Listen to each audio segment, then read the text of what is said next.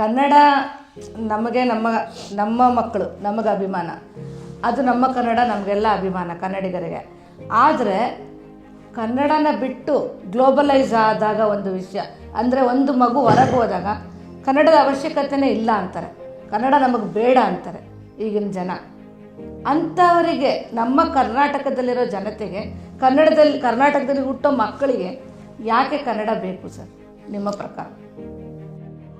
ಇದು ಭಾಳ ಮಹತ್ವದ ಪ್ರಶ್ನೆ.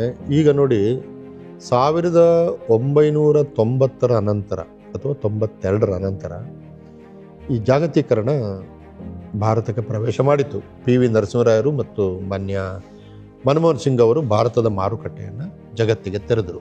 ಅಲ್ಲಿವರೆಗೆ ನಮ್ಮದು ಒಂದು ಲಿಮಿಟೆಡ್, ಸಂಕುಚಿತವಾದಂಥ ಒಂದು ಆರ್ಥಿಕ ಪರಿಸ್ಥಿತಿ ಇತ್ತು.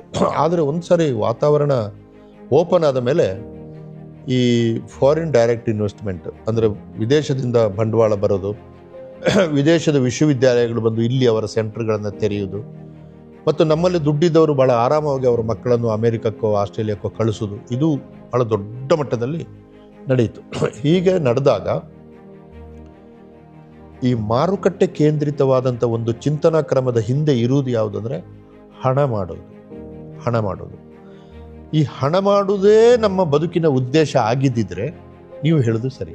ನೀವು ಇಂಗ್ಲೀಷ್ ಅನ್ನೋದ್ರ ಕಲೀರಿ, ಫ್ರೆಂಚ್ ಅನ್ನೋದ್ರ ಕಲೀರಿ, ಹಣ ಮಾಡುವಂತ ಅದು ಒಂದು ಬೆಳವಣಿಗೆ, ಇವತ್ತಿನ ಬೆಳವಣಿಗೆ. ಬಟ್ ಈ ಬೆಳವಣಿಗೆಗಳು ಏನಾಗ್ತವೆ ಅಂತಂದರೆ, ಮನುಷ್ಯನನ್ನು ಈಗ ಏನು ಕುವೆಂಪು ಬರೆದ್ರು, ಬೇಂದ್ರೆ ಹೇಳಿದರು, ಪಂಪ ಹೇಳಿದರು, ಕುಮಾರವ್ಯಾಸ ಹೇಳಿದ, ಈಗ ಅಂಥ ಚಿಂತನಕಾರರ ಹಿಂದೆ ಹಣಕ್ಕಿಂತ ಹೆಚ್ಚಾಗಿ ಮನುಷ್ಯ ಸಾಂಸ್ಕೃತಿಕವಾಗಿ ಹೇಗೆ ಬೆಳಿಬೇಕು ಎಂಬ ಒಂದು ಯೋಚನೆ ಇರ್ತದೆ.